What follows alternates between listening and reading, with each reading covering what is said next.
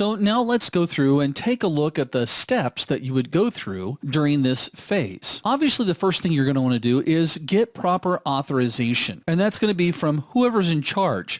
It may or may not include system administrators. A lot of times, companies want to know how their sysadmins are actually performing. After we go through that process, we then want to make sure that we define the scope. Now, defining the scope of the pen test is a prerequisite. Now, going through this stage helps to set you up as far as what is going to be tested. What are your ranges of systems? What are your limitations? Once you've defined the scope, you should plan and gather information around that scope using your reconnaissance tools. Where would I start, Dale? Well, that's easy. We're going to start with search engines. We're going to go Google, Bing, Yahoo, Ask, Dogpile, whichever one you want to use to look at what information is currently being exposed. I might actually check some other sites as well, maybe social networking sites. Start off with the Facebook page or Twitter account for the company itself and see who's a friend of that company, because that's typically going to be the employees, and see if I can backtrack from there. After I'm done looking through the search engines, I'm then going to try to see if I can Google hack them. And I can either do that if I know the syntax myself, or I can use some additional tools that basically give me a GUI front end, like SiteDigger or the Google Hacking Database or MetaGoofle.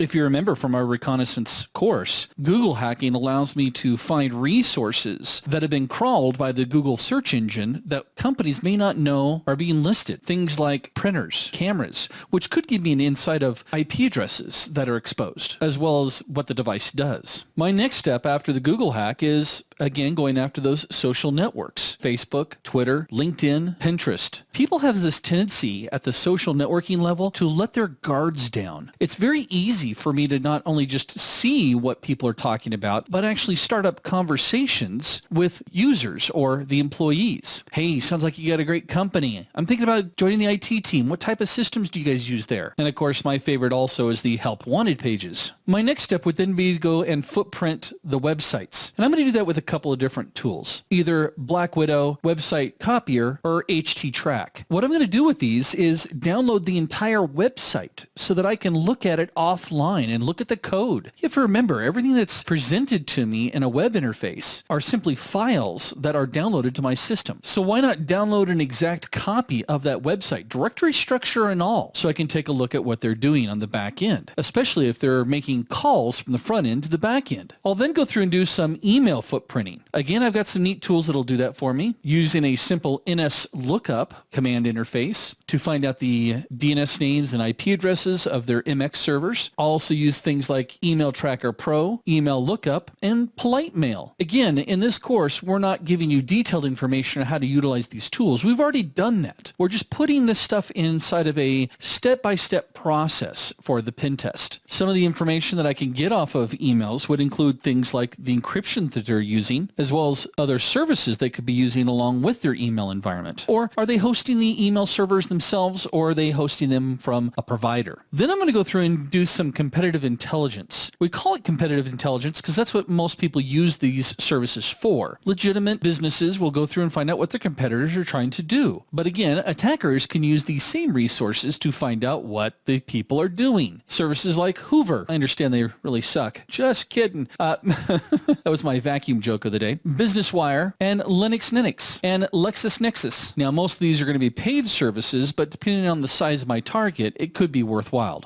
And before you pay for these types of services, you would definitely want to check to make sure it's something that the client or your company is willing to reimburse you for. It's also a great way for them to discover what their competitors might be seeing. Next up in my steps is to do a Who is Recon, so I can find out actually who owns your IP address range or your domain. I'm going to use a couple of different tools to accomplish that, like Smart Whois, Domain Dossier, as well as Superscanner. Sometimes these tools will also do things like some basic enumeration based off of like DNS, which would be my next step, is to do some DNS reconning. And again, I can use tools like DNS Stuff, Sam Spade, and the good old NS Lookup tool. That NS Lookup command prompt is actually quite powerful. Now, one of the reasons why I I'd want to do a DNS recon is because I'm actually able to determine key host systems in the network that I could then use to perform social engineering attacks, or I could actually use during a DNS poisoning attack. My next step would be then to perform a network recon. Now, these types of tools, such as Path Analyzer, which shows us the path that a packet takes,